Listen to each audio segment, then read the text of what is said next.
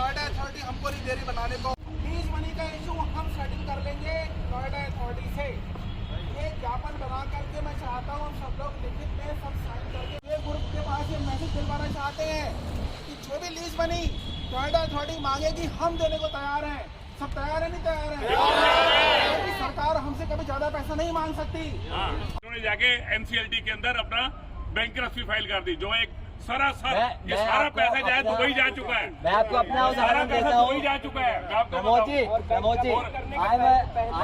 इनके अकाउंट का ऑडिट हो, इनके अकाउंट का ऑडिट हो। नहीं, देखिए इससे ज्यादा धोखाधड़ी क्या है। 2 मार्च को 2021 में हमने फाइनल पे आज 25 लोग हैं, कल 50 आएंगे, फिर 100 आएंगे।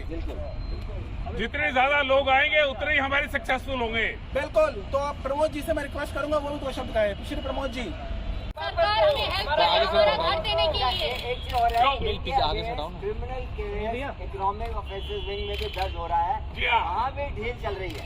ऐसा चार्जशीट अभी बताइए, और ये इससे बड़ा हमारी धोखा और पूरी क्या हो सकता है? सेविंग्स और हमारी पेंशन आपका इनका फाइल होता देखिए, 6 मिल का केस है। हमने भी किया, पूरा पैसा हमने दे दिया है। हाँ। अभी तक इन्होंने फ्लैट हमको नहीं दिया, और वो रजिस्ट्रेशन के बाद हमने भी पूरा पैसा दिया है। बताइए, इनके पास जब भी हम लोग मिलने आते हैं कितने लोग हैं जो पूरा पैसा दिया हुआ है?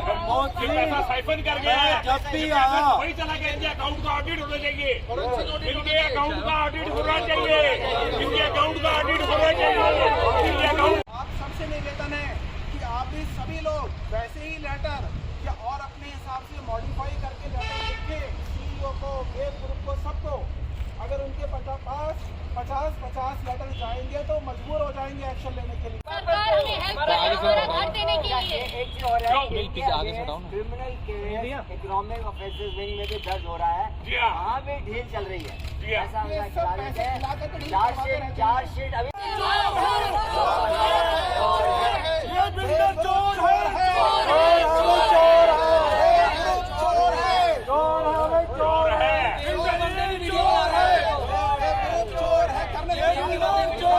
अपने बारे में, मेरा नाम ब्रिगेडियर बलवंत सिंह चौहान है।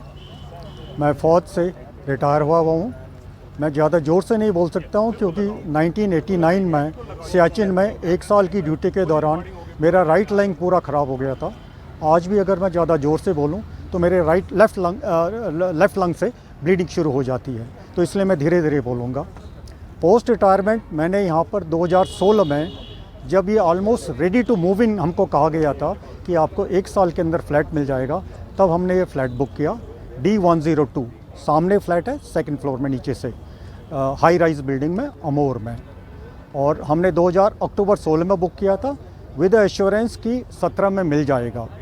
और इसमें एज लेट एज दिसंबर 2020 पूरे लंबे, मतलब छत से लेके नीचे तक के बैनर लगे थे, पोजीशन इन दिसंबर 2020, और वो बैनर करीब 6 महीने तक यहाँ लटकते रहे। दिसंबर 2020 का 21 हो गया। 21 के बाद एक मैसिव धोखाधड़ी हो गई लास्ट ईयर। मार्च में लोगों से पेमेंट लिया गया। हमने भी मार्च में करीब 1.25 करोड़ रुपया पेमेंट दिया, और उसके 1 हफ्ते के बाद ये एनसीएलटी में चले गए। पेमेंट लेते वक्त इनके जो वेव के जो ऑफिशियल्स थे, इनसे बातचीत के दौरान हमने सब कुछ सवाल जवाब किए। किसी ने हमको ये इंडिकेशन नहीं दिया कि ये एनसीएलटी में जाने की प्लानिंग कर रहे हैं। एक महज बहुत ही कहते हैं कॉन्स्पिरेसी, क्रिमिनल कॉन्स्पिरेसी, जिसमें वेव और नोएडा अथॉरिटी दोनों बराबर के हिस्सेदार हैं। नोएडा अथॉरिटी के नाक के नीचे ये 4.5 लाख करोड़ की ज़मीन इनके पास थी, 4.5 लाख स्क्वायर मीटर ज़मीन इनके पास थी, और इसमें काम नहीं हुआ।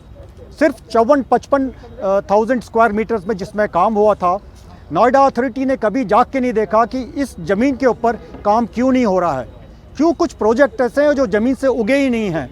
आज यहाँ पर सिवाय इन 2 प्रोजेक्ट्स के कोई भी कहते हैं प्रोजेक्ट ऐसा नहीं है। बहुत सारे होम बायर्स के प्रोजेक्ट ऐसे हैं जो अभी तक उनके फाउंडेशन स्टोन भी नहीं पड़ी है। लोगों से पैसा ले लिया गया है, लोगों को एश्योरेंस दी गई कि आपको एश्योर्ड रिटर्न मिलेंगे। ये 100% कॉन्स्पिरेसी है। Noida authority 50%, wave mega city 50%, दोनों बराबर के भागीदार हैं। जी, मैं कॉमोडोर अशोक साहनी हूँ, भारतीय नौसेना से सेवानिवृत्त। मैं सेक्टर 25 में रह रहा हूँ और ये हमने बुकिंग की थी 2014 में और ये डिले होता रहा, पर फाइनली 2020 में इन्होंने हमें भेजा ऑफर ऑफ पोजेशन लेटर, क्योंकि नोएडा अथॉरिटी से इनको मिल गया था ऑक्यूपेशन सर्टिफिकेट। उसके बाद पूरा पैसा देने से पहले हम जाके मिले नोएडा अथॉरिटी में CEO से और मैडम ने आश्वस्त किया कि जो आपका एमोर का टुकड़ा है उसका फुल पेमेंट है, आपको दिक्कत नहीं है, जो थोड़ी दिक्कत है हम उसको सुलझाएंगे। उसके बाद हमने पूरा पेमेंट किया। वेव में पूरी डिसऑनेस्टी है, करप्शन है, धोखाधड़ी है, क्योंकि सिंपल सी बात है 2 मार्च को हमने पूरा पेमेंट दिया है अपने फ्लैट का 2 मार्च 2021 50-60 लाख जो भी देना था पूरा दिया, क्योंकि इन्होंने प्रॉमिस किया 30 अप्रैल तक आपको फ्लैट मिल जाएगा। उसके बाद 2 मार्च और 20 मार्च में कितने दिन है? 18 दिन है। 18 दिन में ये लोग इंसॉल्वेंसी प्ली लेके NCLT चले गए। क्या इनको 2 मार्च को पता नहीं था कि हम ये इंसॉल्वेंसी हो रही है? ये बिल्कुल फ्रॉड है, चीटिंग है। और हमारे जैसे और भी कई हैं जिनके साथ धोखाधड़ी करके फुल पेमेंट ले लिया है, कईयों से मेंटेनेंस मनी भी ले ली है और फ्लैट नहीं है, उल्टा इंसॉल्वेंसी प्ली कर दी है। इससे ज्यादा धोखाधड़ी क्या है?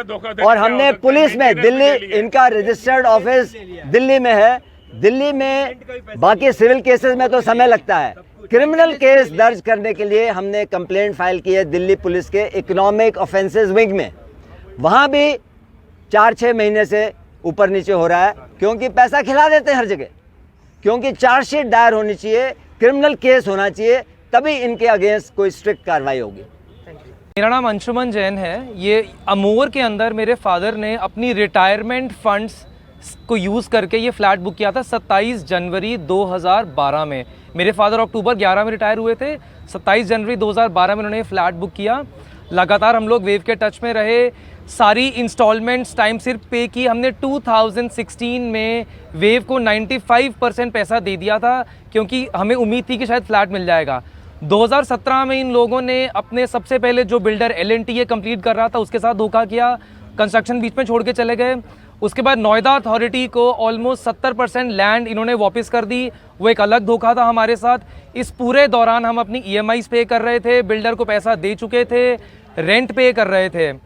अनफॉर्चुनेटली इनके साथ लड़ते लड़ते 2020 मार्च में पेंडेमिक से पहले मेरे फादर की डेथ हो गई, उनको ये फ्लैट कभी नहीं मिल पाया। इसके बाद हमने हर तरह से कोशिश करने की कोशिश की, NCDRC में कंज्यूमर को केस डालने की कोशिश की, जो आज 4 साल से पेंडिंग है, जिसकी कोई सुनवाई नहीं है। केस पे केस, तारीख पे तारीख डलती जा रही है। EOW इकोनॉमिक ऑफेंस विंग में हमने 2020 में कंप्लेन की, 2021 में FIR हो गई, पर उसके आगे कुछ नहीं हुआ। आज 1 साल हो गया है।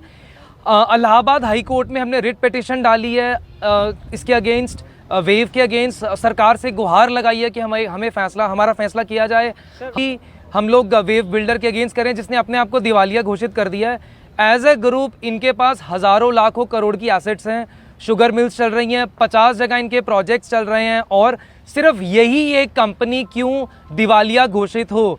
मेरी ये गुहार है सरकार से, इस बिल्डर की पर्सनल एसेट्स जब्त की जाएं और हम होम बायर्स को हमारा घर दिलाया जाए, हमें हमारे साथ इंसाफ किया जाए। हम नोएडा अथॉरिटी में रितु महेश्वरी जी के साथ 25 बार मिलने की कोशिश कर चुके हैं। हम रितु महेश्वरी जी को, जो यहाँ की हेड हैं, उनको कोशिश की है कि बिल्डर को बुलाएं, बात करें, कुछ बीच का रास्ता निकाला जाए। अथॉरिटी कुछ भी करने को तैयार नहीं है। अथॉरिटी अपनी मनमानी करके बैठा हुआ है। अथॉरिटी ने जब अथॉरिटी को पता था, बिल्डर ने 10 में से सिर्फ 2 इंस्टॉलमेंट दिए हैं। अथॉरिटी को जब 2013 से बिल्डर ने इंस्टॉलमेंट्स नहीं पे की, तो अथॉरिटी पहले क्यों नहीं सामने आया? अथॉरिटी अब क्यों सामने आ रहा है? तो ये की जा रही है।